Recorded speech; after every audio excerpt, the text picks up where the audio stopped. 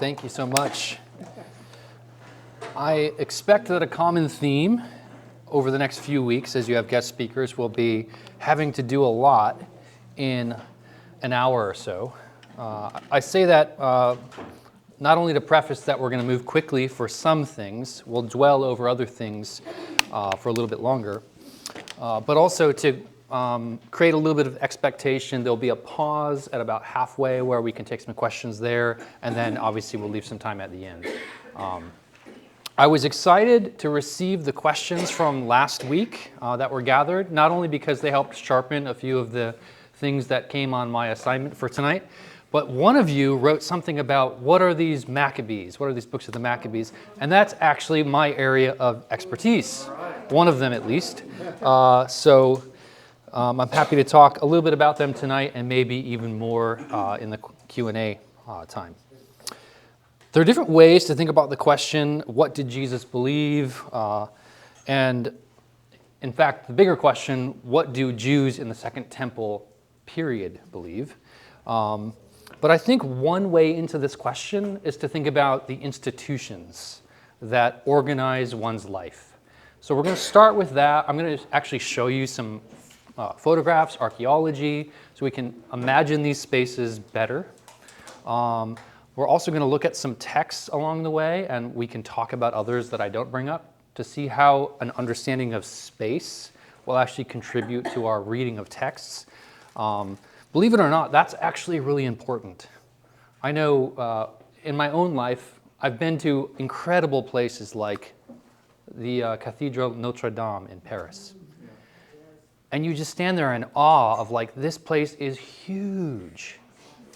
In a few minutes, you're going to feel the same way about the Jerusalem temple. This place is huge. It's massive.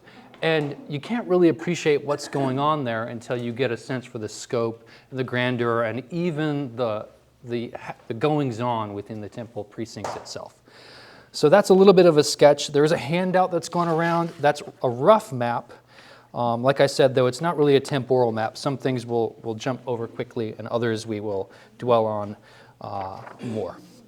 So let's start with some Jewish institutions. The temple. Start with the temple.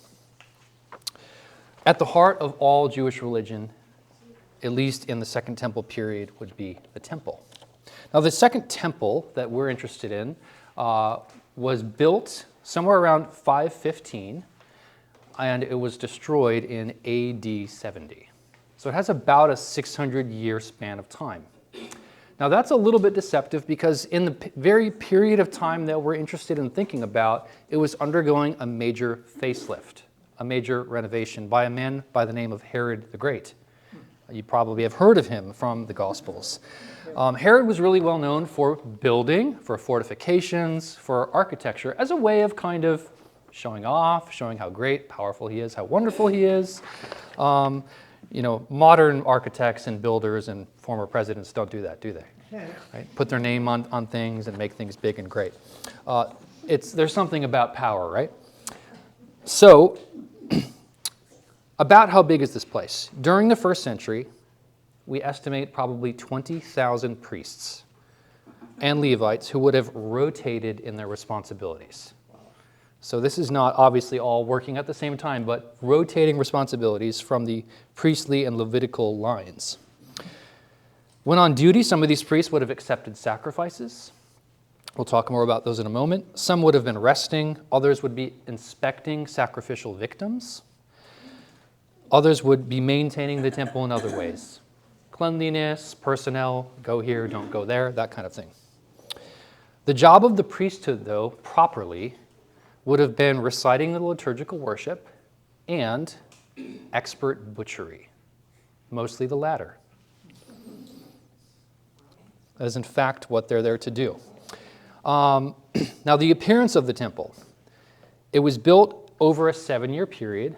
The first one was built over a 7-year period by Solomon in the 9th century. But as I mentioned, that one was destroyed and a second temple was rebuilt. That's why we call it Second Temple Judaism. It was rebuilt, as we see in the book of Ezra and Nehemiah, and it stood, as I mentioned already, until 70 CE when the Romans destroyed it. Herod the Great, he actually began restorations on this somewhere around the 23 to 19 BCE. And it wasn't actually finished for almost 60 years. So that means in the lifetime of Jesus, the temple was actually under construction, which is actually a fact that the Gospels call attention to.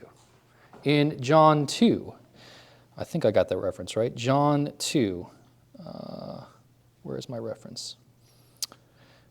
Oh yeah, this temple in John 2:20 has been under construction for 46 years, and you will raise it up in 3 days. So this is one of the famous ideas that Jesus becomes known for, is he'll be a temple destroyer. And the idea is, hey, how in the world can this moron think he can build something when we all know it's been under construction for 46 years, right? Like, this guy's nuts, right? So obviously it's a false accusation, but you can see why they might think this guy's off his rocker. So Herod could not enlarge the sanctuary proper as he's doing all of the renovations. So the sanctuary proper would be what we call the most holy place, which includes the inner sanctum. That's where in a standard temple, the deity would inhabit that space. But it would also include the outer courts where other priests could go. You would have things like the Ark of the Covenant in this space, candelabra. You could keep other sacred objects like texts, Torah, for example. So Herod couldn't make that bigger. That kind of had a fixed size. But he did make the rest of the temple larger by building a great wall. And probably if you've ever been to Jerusalem today, you've been to maybe that big wall.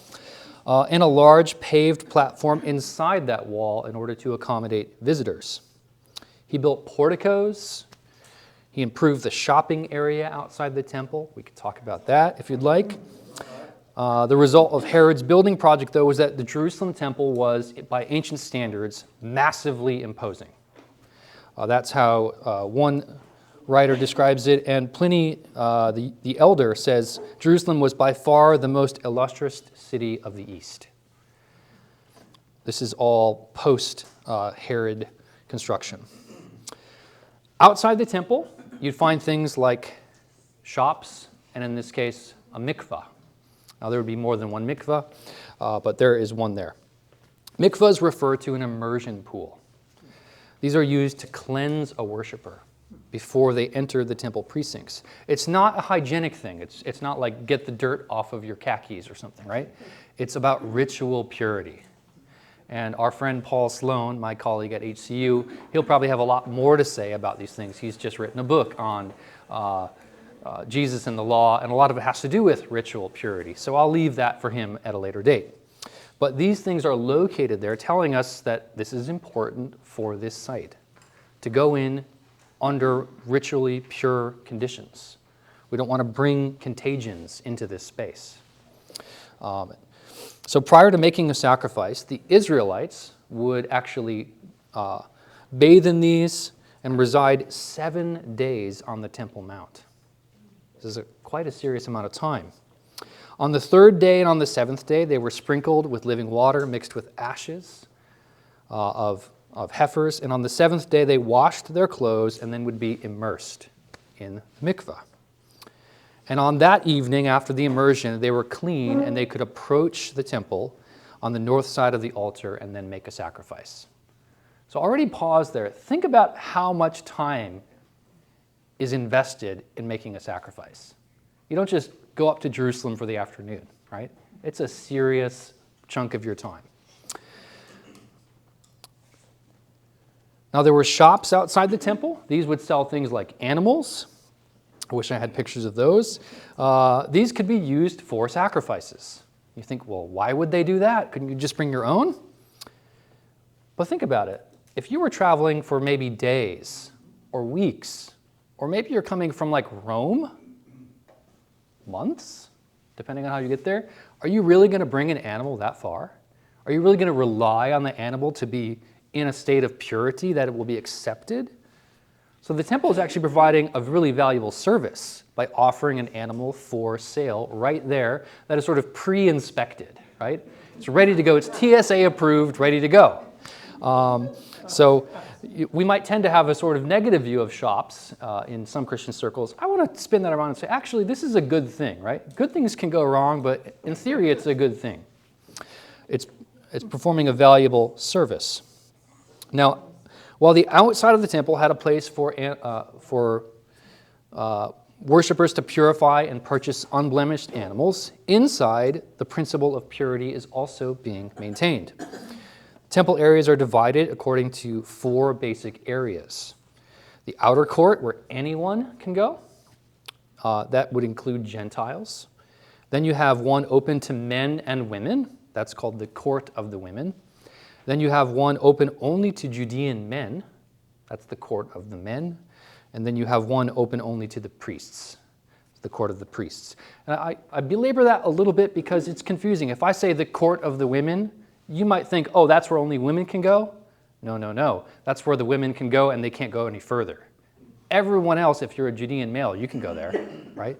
So it's all about moving in and in and in towards holiness, towards sacred space. And the closer you get, the less contaminated, right? So Gentiles, farther away. Women, farther away. Judean men, farther away. Priests, closer. High priests, closest, right? And again, we're not talking about sin in the sense of like a moral category, although certainly those things can be entangled. We're talking about ritual purity. So why are women farther away than men? Blood flow, death, right? Blood is a symbol of death in most ancient religions, but especially Judaism. So there's a principle of you need to be farther away that is being maintained there. Now, we can see a little bit of that spatially here in this depiction of Herod's temple, where on the out you would have the Gentiles, and we move into the court of the women inside. The court of the men would actually be just inside this, and then there's a parapet, a small wall, that the men could basically watch over what the priests were doing. And then all of this area where the priests are, and then the holy place, we get even more narrow.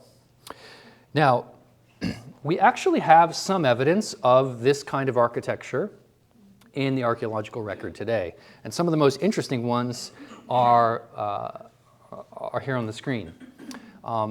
Josephus talks about this actual temple inscription, or one of the temple inscriptions.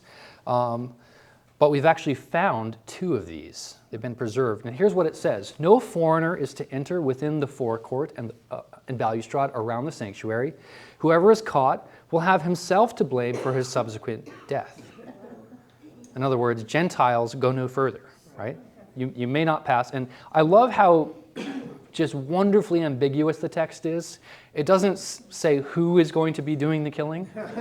Like, maybe it's us, maybe it's God. Don't test us though, right?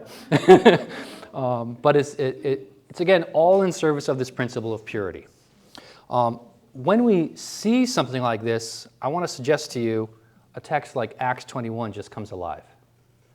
They seized him, that's Paul, shouting, "Fellow Israelites, help!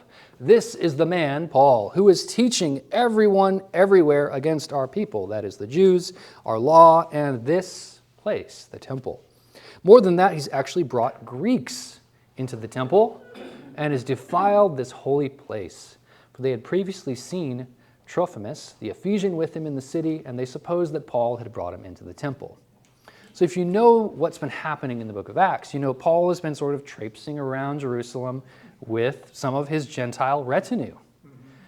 And so they just assume, well, that guy doing all that stuff, he had Gentiles with him. He's in the temple now. Where are those Gentiles? Right? Seize him. Let's get him. And he would have crossed that balustrade, and so they need to rectify the situation. It turns out Paul didn't do it. Paul didn't have the Greeks with him, which we can just pause there and say, right? Paul seems to be respecting, in this case, not a law, but certainly the tradition of his people, right? Treating them with respect, treating his own traditions with respect, which is an important theme that we could explore later. There are other aspects of thinking about the architecture and the space, though, that might be interesting. I'll just mention one. Ephesians 2:13, perhaps you know, a Pauline legacy text. And Paul, but now in Christ Jesus, you who were once far off have been brought near by the blood of Christ. He is our peace in the flesh. He's made both groups, that is Jew and Gentile, one, and has broken down the dividing wall. And this is sort of famously ambiguous. He uses a word that's sort of hard to track. In other words, we can't say it definitely refers to this specific wall. But the word he does use is well established in Asia Minor as an inner temple wall. And so as good a guess as any is that he's talking about the effects of the death of Christ as breaking down a barrier that separated Jews from Gentiles, which sure seems like we're talking about that temple wall in Jerusalem at that point. One other aspect that's maybe worth thinking about in terms of these texts is thinking about Jesus being dedicated in the temple. His parents, after he's born, bring him and offer the necessary sacrifices. And the fun little detail in our text is they deliver 2 young pigeons for the sacrifice, which tells us what about his family? He is poor. This is a concession. You're supposed to use a goat or a bull or a ram, but if you can't, use the cheap thing, right? So it tells us 2 things, actually. Number 1, they're poor, but number 2, they are law observant, which will also be a theme with Jesus. So there's a little bit about that architecture. I've mentioned the multiple courts, so I won't belabor that point anymore. Let's talk about the sacrifices in this space. Sacrifices are prescribed in the Jewish scriptures. Exodus, Leviticus, Numbers, Deuteronomy all talk about sacrifices. And temple practices had also further developed over time. So that's an important point. We don't just want to go, I just got to go read the Old Testament to see what Jews in the Second Temple period are doing. No, things develop, right? Traditions evolve. We're not saying they are evolutionary in the sense of completely different, but things can develop over time. And we'll focus on just a few of the key sacrifices in the daily, weekly, and yearly temple practice. So there are 2 principal periods of sacrifice each day, early in the morning and in the afternoon. The day would begin with some priests rising before the dawn. Maybe the lot fell on you that day of the 20,000. They would immerse in a mikveh and cast lots for their tasks. One priest would clean and tidy the altar from the previous day. Other priests would bring fresh food and start a fire for the altar. Other priests would enter a first chamber of the sanctuary, clear the altar of ashes from the candelabrum, if you know the menorah. And when daylight came, a lamb was brought. It was slaughtered, butchered, washed, and salted. Portions of the lamb were put on the fire to be consumed. Libations and wine were poured out, and an offering of grain meal was also put on the fire, and then the temple was open for business. Sort of like Krispy Kreme, hot and fresh, ready. Sorry. So that's just sort of a daily ritual. It would start and end that way. Now there's community sacrifices. Every day the community sacrificed 2 male yearling lambs to God as a burnt offering, and would be entirely burnt. As opposed to other offerings which are only partially burnt, and then the rest would be consumed by the priests or by the worshiper. And of course, the most famous consumed sacrifice that you probably heard of would be Passover, right? You would sacrifice this animal, and then you would bring it back and eat the part that was returned to you. You could have flour, oil, and wine as well as part of this offering. One would happen in the morning at the beginning of temple services, and another in the afternoon near the conclusion.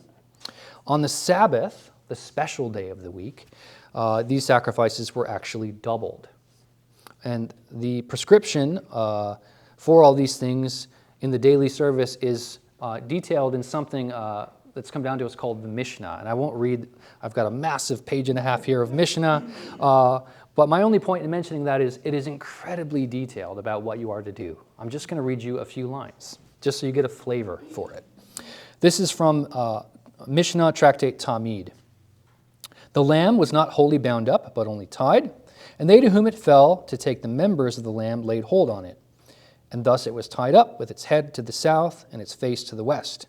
He that slaughtered it stood to the east with his face to the west. The daily whole offering of the morning was slaughtered at the northwestern corner at the second ring, and so on and so forth.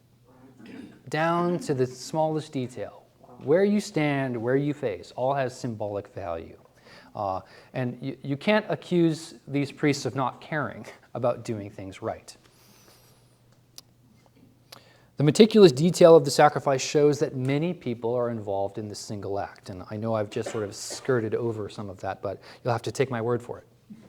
So those are the community sacrifices. Then you have individual sacrifices. This is the idea that an individual could actually come and offer their own sacrifice on behalf of themselves or others. And what's interesting is that the Bible does not actually stipulate that individuals offer burnt offerings for themselves. So if you're thinking, I've never read that before, at least in my version of the Old Testament, you're right, you haven't. But the fact is that some people did this in the first century CE, and it suggests that these people conceived of this offering as a gift offered to God, a response to what God has done for them. The one who offered the sacrifice probably would have been involved actively in the act of sacrifice themselves. It's one of the reasons why the temple of the Judean men is close to the temple of the priests, so that they can kind of lean over the wall with their implement, a knife, and participate in slitting the throat of the animal. And then the priests would take it from there. Which, maybe just put a quick pause on that. There's a scene in the Gospels where someone has a weapon as Jesus is being arrested, right? It's often talked about as a sword, but it's probably something much smaller. And ask yourself, in Passover week, how many Judean men would be armed and dangerous? Most of them? Most of them? And that little detail, right? Why do I say it's probably a knife and not a sword? It says he cut a priest's ear. I don't know about you, but if I was wielding a sword, I'd probably lop a head off, right? And not have a much more precise cut. So it definitely seems to be a smaller implement. And we can place it. It's the right week, it's the right time, and lots of people would have this kind of thing on their person for this exact reason, to engage in the sacrifice. Okay. Well, as I mentioned already, these descriptions can shed a little bit of light on different texts, including this one that's on the screen here, Jesus' family dedicating him at the temple. This is a personal this would be one of those personal practices, a purification ritual related to childbirth. Okay. Actually, before I get on to that, a few things about pilgrimage festivals. So I saw one of the things we wanted to talk about were festivals, and these would involve the temple. So let's talk about them for a minute. Festivals, again, we're going to have a little bit of here's what happened in the Hebrew Bible or the Old Testament, and then how have these traditions evolved a little bit over time. There's usually a pretty organic connection, but I just want you to be aware that there could be a little bit of development as we go through things. So I'm going to talk about three: Passover, what is the second one I have? Booths, and then dedication or Hanukkah. There are others, but those are kind of three, and these three all feature somewhat prominently in the New Testament. So first of all, Passover. What is Passover? I hope I don't have to tell you too much, but there's a book called Exodus, and in Exodus, God delivers his people from their enslavement in Egypt through a miracle that comes to be known as Passover. What they do is they're commanded to sacrifice a lamb, take the blood, put it on their door mantles, and then the destroyer will pass over those houses if they've obeyed God in this. And if they haven't, then what happens? Yeah, a firstborn son in the house will die. And so Passover is connected not just to this death of the firstborn, but to enslavement in Egypt and then salvation out of Egypt. That's the important through line as we get to the New Testament, is Passover is a moment full of nationalistic expectations for delivery from our enslavers, right? We might not be in Egypt anymore, but the Romans, they're still pretty bad too.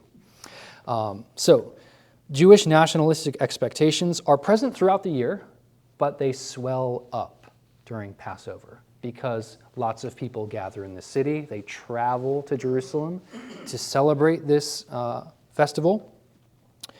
Tens of thousands of Jews would have traveled, maybe even hundreds of thousands. The city, it's estimated probably doubling or tripling on any given year during some of these major festivals. And this is kind of the biggest one. Josephus, for example, he's an ancient historian who lived through the destruction of Jerusalem. And gosh, he's a fun read. If you just want to read something really fun, historical, imaginative, but also connecting a lot of the dots of the New Testament in ways that maybe you've never seen connected before, Josephus is the guy to read. He describes what's going on, that there's numerous riots that occur during basically every Passover he can remember. And again, if we think about the text that we are probably more familiar with, the New Testament, is that ringing a bell now, right? Jesus is arrested during this week. Why is he arrested? He's a troublemaker, right? I mean, there's some nefarious things going on, like people seem to be thinking he's going to destroy the temple. But essentially, he's a troublemaker. Let's round him up. Somebody else has already been arrested, Barabbas, right? And he's being accused of being an insurrectionist. So we already have evidence within the New Testament itself suggesting that these are the kinds of things that are going on. It makes sense that this is a week where passion is high, sentiments are strong, and threat is imminent. Now, Passover is an occasion as well for anti-Roman sentiment, right? And scholars have rightly suggested that Passover was characterized at least as much by expectation of a future deliverance by God from foreign rule as a celebration of the past deliverance. So it's more of a both and. Now, all of our Gospels narrate at least some of Jesus' events happening during a Passover week, but I want to draw attention to just one of them that might be kind of notching things up a little bit. John's Gospel. Here I'm going to say something not controversial, but maybe slightly edgy. John's Gospel works deeply with what I'll call a Passover theology. So important for Passover, for John, is he actually changes the day on which Jesus dies in his storytelling. Now, let me just say, this is not a secret. All scholars know this, right? But maybe you're hearing it for the first time. When does Jesus die in the Synoptic Gospels, Matthew, Mark, and Luke? He has a Passover meal with his disciples. So we're into the night, then he's arrested, and then we're into the morning on Friday, right? When does Jesus die in John's Gospel? Before Passover, on the day of preparation. There's just no way to reconcile those things. And what's going on is John is very clearly, theologically, not just winking at us, screaming at us, Jesus is the Passover lamb. And the Passover lambs are not killed after the meal. They're killed on the day of preparation. Behold the Lamb of God who takes away the sins of the world. The book opens, right? And even in the narration of Jesus' death, much, much later in the book, he is, uniquely in John, hung on the cross. His bones are not broken. Whose bones are not broken? The Passover lamb. It's perfect, right? So he's very clearly, this is his sort of theological agenda. And you can see it colors his storytelling. Now, I think John probably knew the other Gospels.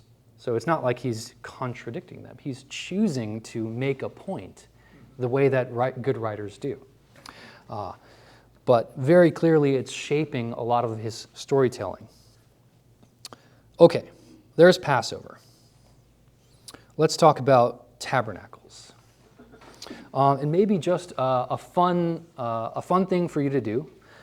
There's a movie called Ush Ushpizin.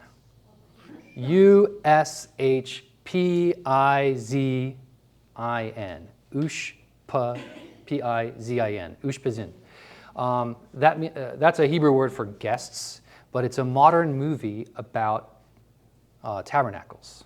And it sort of tells the story of two modern Orthodox Jews who are participating in tabernacles. And it gives you a lot of good history as well. It's also a really good movie. It won some awards in independent film festivals. So maybe think about a Friday night, getting together and watching that. Anyway, tabernacles for us. What's going on with this? Well, the people of God in Israel's scriptures lived in booths for lived in temporary dwellings for a good period of their wilderness wanderings. And so this particular festival commemorates that. How? By having people in Israel live in booths, literally setting up temporary dwellings in the streets. It still happens today. You can still go, if you go at the right time of year, you'll walk around and you'll be like, what are all these plywood, shacks out on the street? What's all this? It's celebration of tabernacles. There's a few ceremonies that are associated with tabernacles that are connected to Israel's scriptures. One of them is a water drawing ceremony. It's based upon the story in Exodus 17 where Moses strikes the water and strikes the rock and draws water. Wouldn't that be a miracle? It's still a miracle, right? And there's also an aspect of the celebration lighting these massive candelabras. And here again, if I was going to read a large section of the Mishnah, in the Mishnah talking about Sukkot, tabernacles or booths, when they describe the lighting of these large candelabras, it's slightly hyperbolic, but they say something to the effect of, and the glow was so big that you could see it from all the surrounding hill country. If you imagine seeing like the Great Chicago Fire or something, right? You could be miles and miles away and you would just see this glow. Well, I mention this because in the exact context, here again in John's Gospel, as they are celebrating tabernacles, Jesus is wandering around the temple saying stuff like this. If anyone is thirsty, come to me, right? In the midst of a pilgrimage festival where people are remembering Moses and this mobile source of water, Jesus is like, I've got water, right? Or another saying right in the section, I'm the light of the world, right? I know we all saw that massive candelabra last night, but I'm the light of the world, right? I'm the city on a hill that glows. So these are not only aspects that would be in the regular rhythm of faithful, pious Jews, but are also being built into the very rhetoric of how John is presenting Jesus to us. It's fascinating. I wish we could spend more on that. One more, the festival of dedication, or you might know it as Hanukkah. On here, we'll get just a little bit into the Maccabean books. We'll come back to those in a little later. So the Feast of Dedication, known as Hanukkah, if you want to go read about it from a primary source, there are two books, First Maccabees and Second Maccabees. They are not sort of volume 1 and volume 2, like two stories. They are basically mostly overlapping stories. So 1 Maccabees tells the story of the rededication of the temple. Of course, first it has to go berserk, but then it's recaptured and re-purified. Second Maccabees re-narrates most of that story again, with its own particular emphases. Scholars tend to think, and I'm with them on this, that First Maccabees is a little bit more historical in the sense of it tries to get various facts and details right, and Second Maccabees is a little bit more fantastical. Like the prophet Jeremiah shows up as an apparition. It's like, here's a golden sword, right? It's sort of like Harry Potter, right? When the sword presents itself to a worthy person. Those kinds of things happen in Second Maccabees. It's much more incredible, which also makes it really fun to read. So what's going on with this dedication? you have this family who are known as Hasmoneans. They have basically moved out of the city of Jerusalem. And I'll talk more about this in a moment. But first, their initial instinct is to withdraw, to disengage from the temple and the surrounding culture of the temple and the city. But a choice is forced upon them. Now you have members of the Sadducees, who are which is a ruler and his later army, and they're going around compelling people, often with arms, to actually participate in what these Jews would consider to be improper worship. Maybe eating from non-kosher animals, or sacrificing something on an altar that has no business being sacrificed there from their perspective. And so once the issue is forced upon them, they actually get violent. And they engage in what we would call guerrilla warfare. The campaign ends up bringing them back to the temple where they recapture it. And once they recapture it, they install the proper people who can cleanse everything the way it needs to be, who can get all the bad stuff out. In this time period, Antiochus Epiphanes also dedicated the Jerusalem temple to Zeus Olympius. I think that's pretty bad, right? Imagine someone coming into your church and going, this is going to be for whatever deity I want now, sorry. So that's pretty wild. So they have to get all the bad stuff out, rededicate it, and now we have a proper functioning temple again. And the remembrance of this event is commemorated again with a festival called dedication, or Hanukkah. All of these major festivals are pilgrimages, traveling to Jerusalem, as we said, entailing not only the travel, so if we're coming from Galilee, 3 to 4 days. If you're in the mountainous area, the coastal plain could be a little bit quicker if you're on the Mediterranean, just because the roads are better, it's flatter. But days there, days back, and then also about a week of purification when you're there. That's like 2 weeks just to show up, right? So I'm mentioning this because most normal people don't have that kind of margin in their life, right? Like, how many pilgrimage festivals are there a year? Several? Like, could you really afford the time to go away?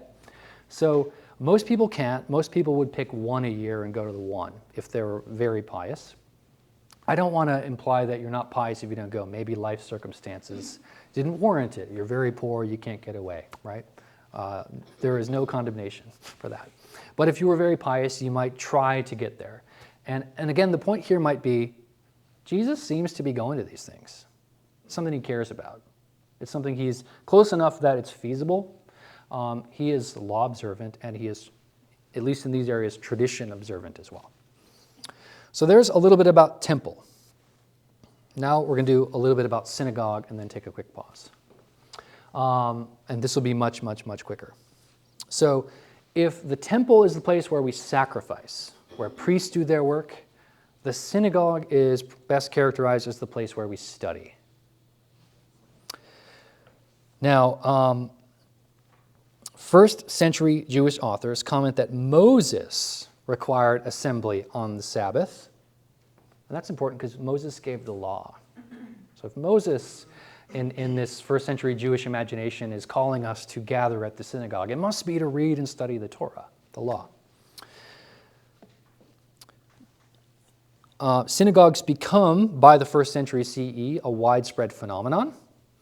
This is not only apart from Israel, but even in Israel itself. We've actually found remains of a synagogue in Israel, but also in places like Achaia, Asia Minor, the Bosporan Kingdom, Cyprus, Cyrenaica, Egypt, Galatia, Italy, and on and on and on. All of this is attesting to a regular gathering of people. Architecturally, these buildings, as you can start to see here, had benches lining 3 or 4 walls with a main space in the middle, emphasizing the participants in the assembly. So this is the middle, and then you can imagine everyone sort of sitting, not in a circle, but kind of in a square, facing each other. that's the way this would work. And again, if we imagine the Gospels here, if we remember the Gospels, there's a great story in Luke 4 where Jesus is in his hometown synagogue, Nazareth. And he reads from a scroll, and then they're talking about it. And we need to imagine them sitting facing each other. And that might help us understand, in that story, he kind of makes everybody upset, and it says they surround him. Well, in this configuration, it's quite easy to see how he'd be surrounded. They're already in a circle, right? It's not like I can skip out over here if I'm in the middle of you all, or if you all are in some kind of configuration.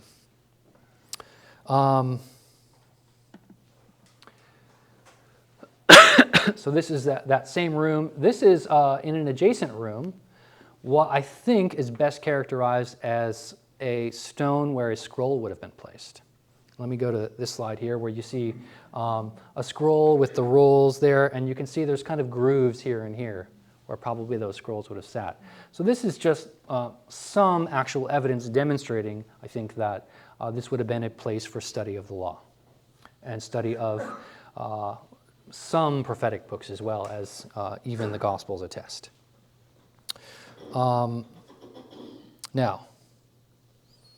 that's a little bit about the architecture, a little bit about the sacred texts. I want to finish talking about the synagogue just with a little bit of the what I've got on the page as the religio-political function, the religious political function. Synagogues that Jesus interacted with could best be described as town halls. That is, as he's going around trying to convince people to ascribe to his teaching on the kingdom of God, that's a political thing, right? A kingdom? Who's the king of this kingdom?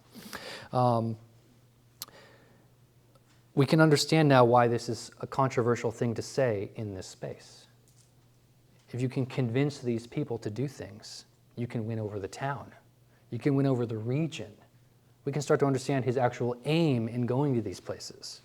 If this is where people with ideas go to convince other people of their ideas, well, this is exactly what Jesus would do if he were smart.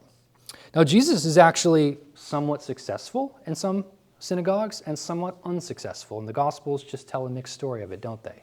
Sometimes they kick him out and say, don't come back, and sometimes they say, we'll hear you again. Same will go with Paul.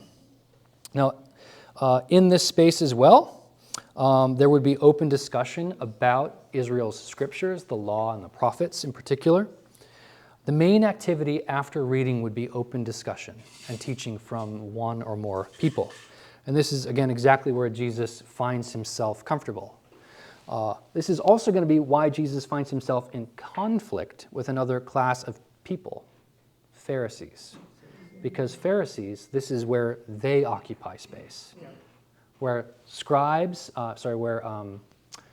priests and Sadducees would be in the temple, Pharisees are in synagogues. And so when Jesus is wandering around getting in teaching fights with other people, this is exactly why. It's because he's in their kind of space. And an interesting detail about that, kind of hiding in plain sight in the Gospels, is Jesus doesn't seem to quite have the right pedigree to be a teacher in those spaces. Right? There's 3 different Gospels with the same story, slight variations, but it goes like this. He's in his hometown, where everybody should know him, and after he is teaching and presents, they go, isn't this guy's dad a carpenter? Isn't he a carpenter? Have you ever seen Good Will Hunting, where the janitor solves the math problem? Are you supposed to be doing that? You can start to see maybe why there's a little bit of tension between the Wunderkind and the people who seem to have the keys of teaching in this space. And that kind of follows him around. It's probably the origin of his dispute with the scribal elite, like the Pharisees. Okay, we've done a lot. Let's pause. Just a few questions. Yeah. At what point did they start developing synagogues? I mean, there were the temples, but when did they start developing these communities? Yeah. So let me say two things. The first is the scholarship is really, really new on some of this. Because if you go read 30 to 40-year-old scholarship on this, sometimes they're saying, yeah, synagogues aren't really a big deal, right? We don't really have a lot of evidence for them. But the archaeology has completely overturned that. So I'm saying you have to be careful what sources you go to on this question. But one of them I've actually put a good source on the back of your handout. It's called The Role of the Synagogue and the Aims of Jesus by Jordan Ryan. So anything I can't answer, I would go to that book. But where do they show up in the evidence? We can start to say, well, we have evidence of a synagogue inscription. Let me see. I already scrolled over past it, but let me find it. The Theodotus inscription, which is from the 1st century BCE. So it's predating Jesus, is when the evidence starts to show up. So I would say certainly in the 1st century BCE, maybe creeping a little bit farther back. But I like to sort of say, where does the evidence start? And then that's at least the earliest point we can tag it to. Yeah. Does that have anything to do with, the Qumran, that area? Yeah. Studied the scrolls a lot. Yeah, we'll talk about the Dead Sea and whether or not they're Essenes in just a minute. So I'll just press pause on that. Yeah. Regarding the festivals, people that I know who are Jewish tend to gravitate towards Passover as the most significant of all the festivals. I was not aware at all, other than Hanukkah was sort of their Christmas. And can you explain a little bit about the celebration of Hanukkah, how it has, maybe wrong term, become secularized, but in terms of Jewish, I totally understand the Festival of Lights and all of that, but how did Hanukkah become more important, again, given that more Orthodox Jews tend to view Passover as the most significant? Yeah. I'll do my best, but I'll say you have a very excellent and capable person coming who could answer it better than I would.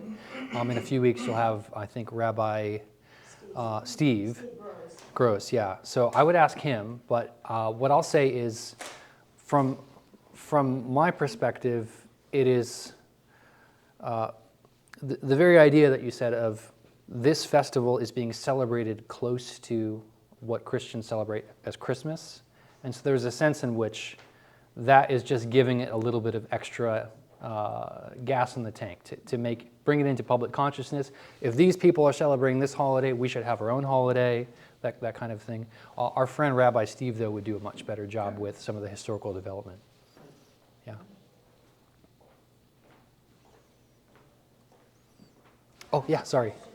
Pharisees and Sadducees. Yes. I know they argue a lot, so, and this is probably an oversimplified question, but would it be that all the Jews had to choose whether they were going to follow the Sadducees or the Pharisees? Would it be like denominations, like I'm in with the Pharisees? Yeah. I'm in with the Sadducees, or? Yeah. Yeah, that's a really good question. And if it's okay with all of y'all, I'll, in answering that question, take us back to the handout on the back. So I'll get to that more directly.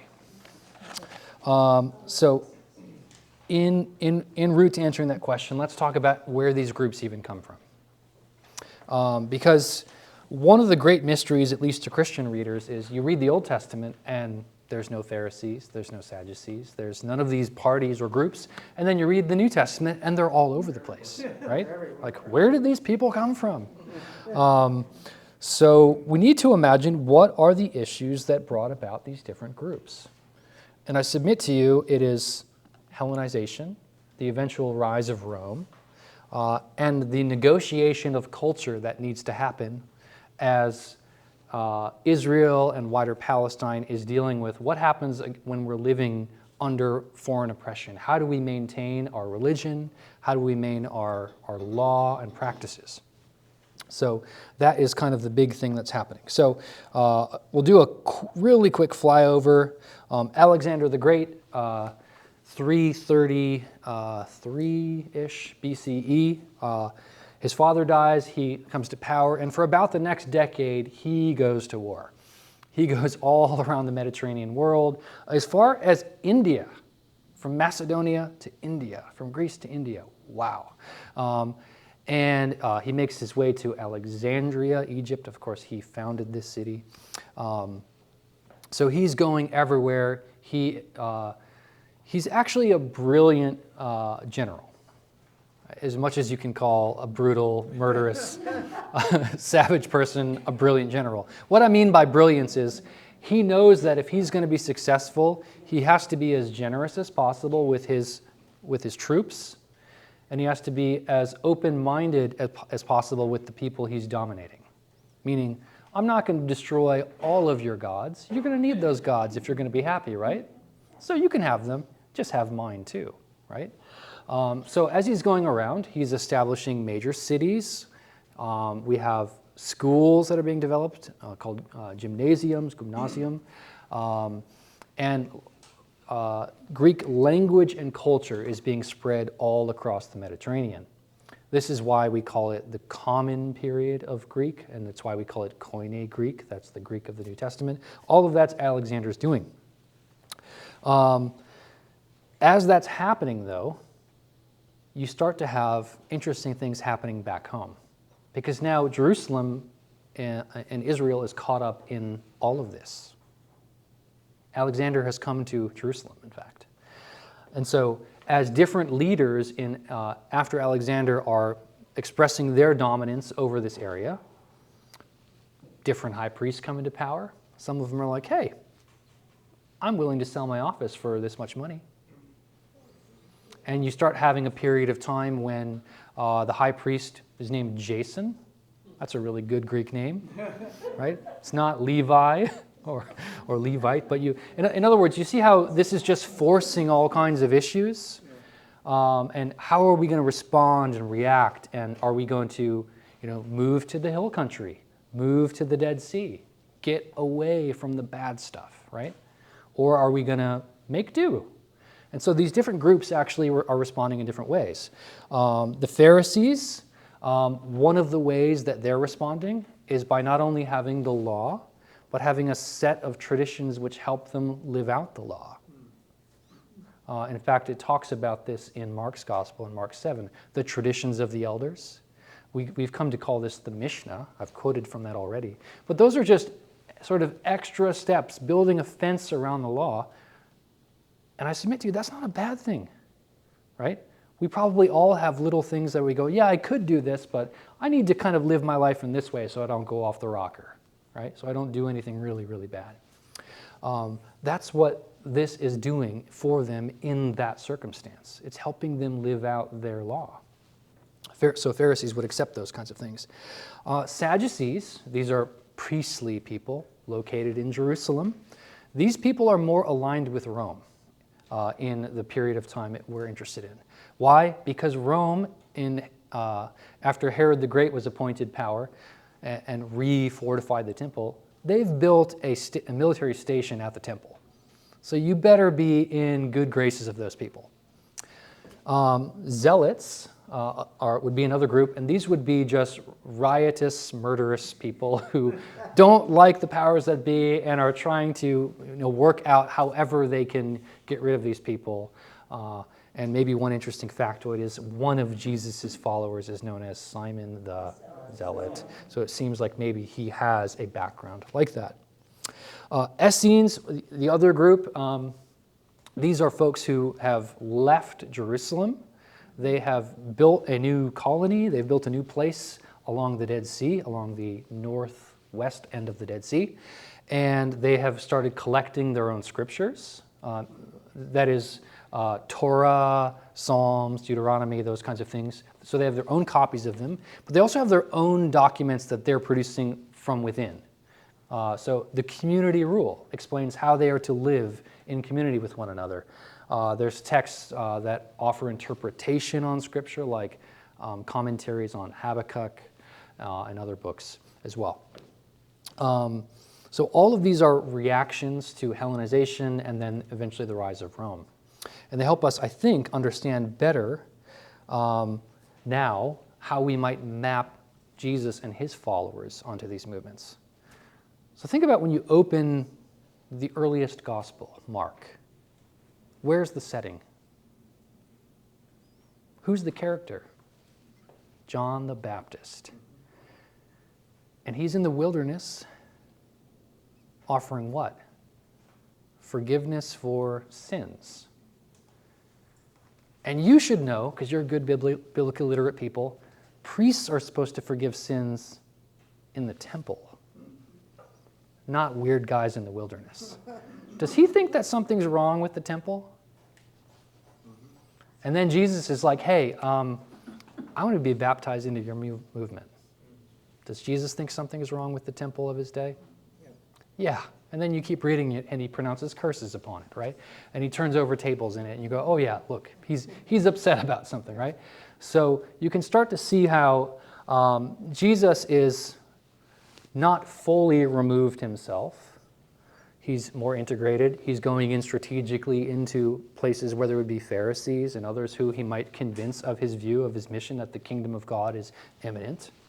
He is moderately successful at that, and then he turns and goes to Jerusalem and takes his message there, where he is, again, in some ways, deeply unsuccessful in the sense that he got murdered. But of course, in another sense, he is very successful in that I would say, in God's strange providence was what needed to happen for all of us. I've just flown over a lot of things. I want to give two conclusions, and then all I'm going to do is spend the last few minutes with questions. So a lot of what we said, I hope one big takeaway is that we foster a sympathetic understanding of these different Jewish voices. And I know that wasn't the main burden I was given tonight. I think Paul Sloan, Dr. Sloan, is going to come in and talk more about not being anti-Jewish. But I hope what I've done is contextualize some of these voices a little bit, so that you don't start with, oh yeah, those are those people with those weird laws, right? There's good reasons why they have traditions, right? They're trying to protect something that's valuable. And just because they respond differently than other groups or than we might, doesn't make that bad. It indeed might be very good. And then the second thing is, I think some of these things help us see more clearly Jesus' relationship to Judaism. This is an important observation, of course, in the late 20th and early 21st century, post-World War II, when some assumptions about Jesus not being Jewish or not being very Jewish caused a lot of problems, to speak euphemistically. The other aspect, though, is I think when we map Jesus alongside Judaism of his day, these texts and these stories come alive in really different ways, don't they? You start to see, oh, this saying, right, I'm the light of the world, that's not just him, inventing some random speech. It's said in the context of a festival where it was all about this. Or water. His statement about if you are thirsty is being said, again, in a context where this festival was drawing attention to this very aspect. So our gospel writers are not aloof to how Jesus is interacting with these very traditions, and it will make these texts come alive even more. I'm going to quit there, and we have just a few minutes, I think. All right. 7 minutes. Perfect. So how did we do on Pharisees, Sadducees? Did we scratch the itch for what you needed? Okay, yeah. Okay, what happened to the Pharisees and the Sadducees after the temple was destroyed? Yeah, Because they no longer exist as such. yeah, that's right. So this is a wonderful observation. There's a massive change that happens post-70.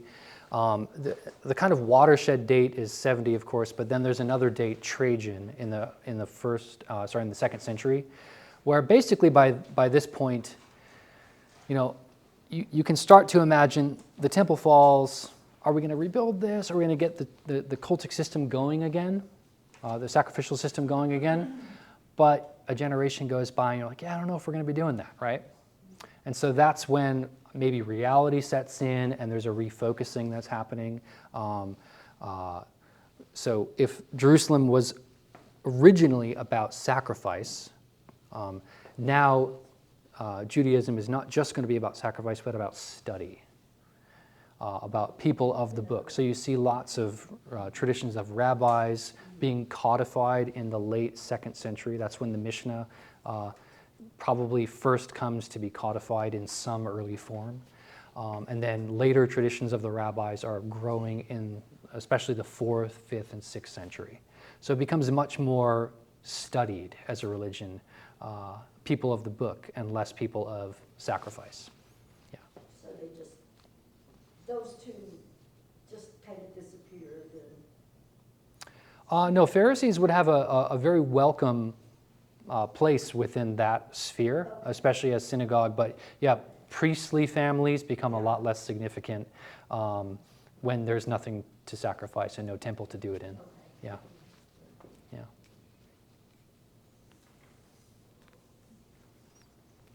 Anybody else? Anyone online?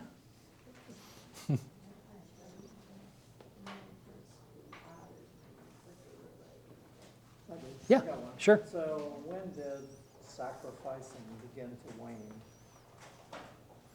Yeah, I mean, pretty quickly after the destruction. That was it. Yeah, that was it. Yeah. Certainly, there would have been functional sacrifices happening kind of up until it was no longer viable, when the Romans were, on the hills, getting ready to come in and take everything.